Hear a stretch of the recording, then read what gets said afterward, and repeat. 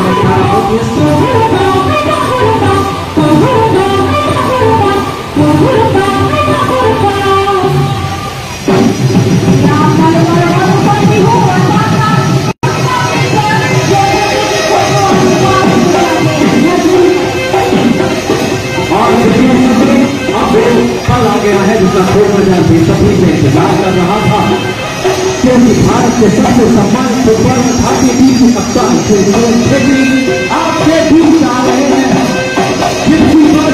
वे परिक्रमा करते हुए सभी स्टैंड के सामने से गुजरेंगे।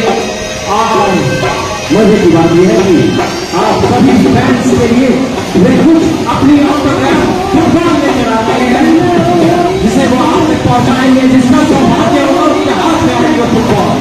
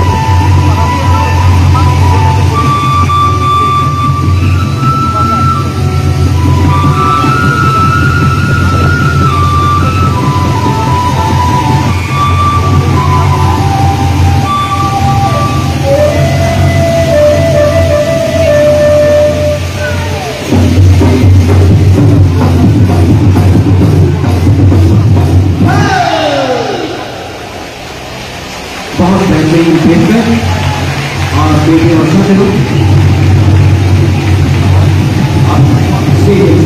प्रस्थान करते हुए हमारी अगली पेशकश से पहले एक विज्ञापन विचार और कवि लाइनें मुझे याद आ रही है कि घर घर में या पहुंचा है मोबाइल बेशक, लेकिन बस्ती के कुछ बच्चे अब आए नहीं कर पाते हैं और उन फोटो की बात